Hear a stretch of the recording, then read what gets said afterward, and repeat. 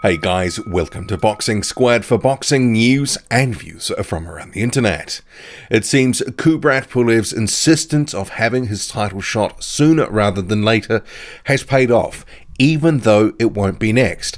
So Pulev and his team, which consists of co-promoters Top Rank, that's Bob Arum, and also Ivano Gotsev and John Wirt of Epic Sports and Entertainment, they had petitioned the IBF to get Kubrat Pulev his title shot next. He didn't want the Andy Ruiz and Anthony Joshua rematch happening, but the IBF has not gone along with that. But there is upside here, a massive upside for Pulev, because someone, the winner I should say, of Ruiz and Joshua too, is probably going to have to drop a belt. They will be stripped no matter what they do by the look of it.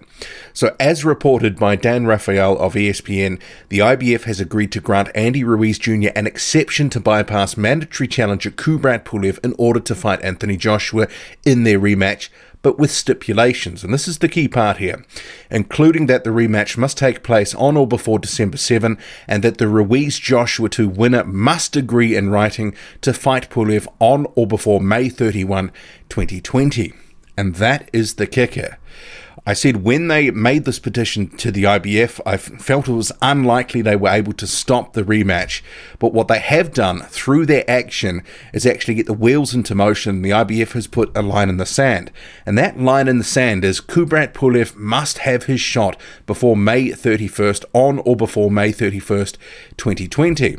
And as we know, the WBO, that just happens to be, as the IBF said just a few months ago, and I'll just go to an article here, the WBO is up next in the rotation of mandatory challengers.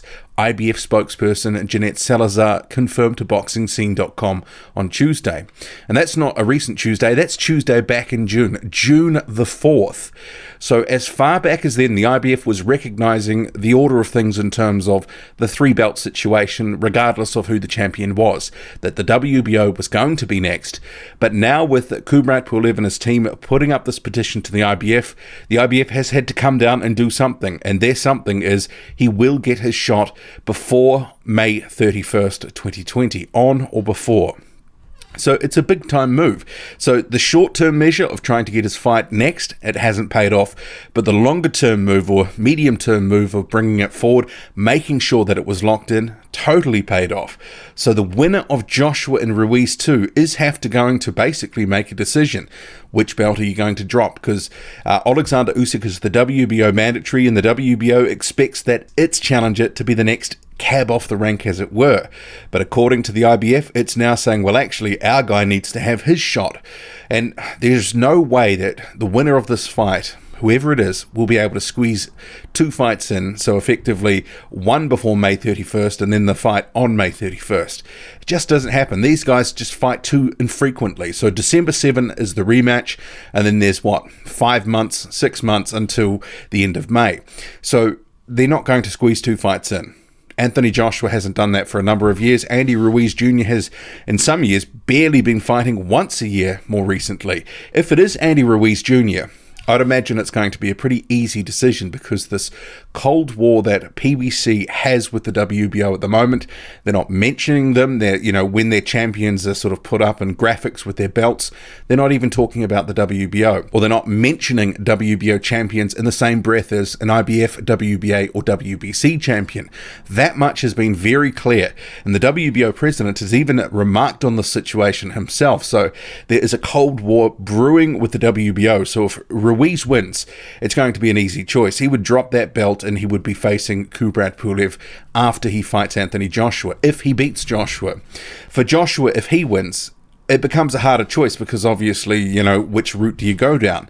But given his history with the IBF, it was his first belt back in 2016, maybe he would lean to fighting Kubrat Pulev in the UK, and that would leave Alexander Usyk, the WBO mandatory, possibly having a fight against the next highest challenger, which at this point in time would be Tyson Fury. That really would be an interesting fight. So it remains to be seen what will happen in terms of what next after this rematch, but given the time frame that has been set in place by the IBF, there is a decision which belt effectively do you drop, which route do you go. And I think for Ruiz, he dropped the WBO. I think that much is clear. Joshua, it's a much harder choice, but the hard work by Kubrat Pulev and his team to really push the IBF on this issue, it really has sort of made them do an about turn, because as I said before, they did say back in June they were behind the WBO. Their exact quote was, the WBO is next up in the rotation of mandatory challenges. That in itself, while a little bit vague, makes it clear that it was their expectation, at least in June, that the WBO mandatory would be next before their one. But Kubrat Pulev forcing the issue now that he's cleared his suspension in the United States. Obviously, they want to lock in his title shot sooner rather than later. Bear in mind, he's aging on the vine at the moment. He's approaching 40. 38 years old at the moment. He's not going to get any better. The sooner his challenge for him, I think the better.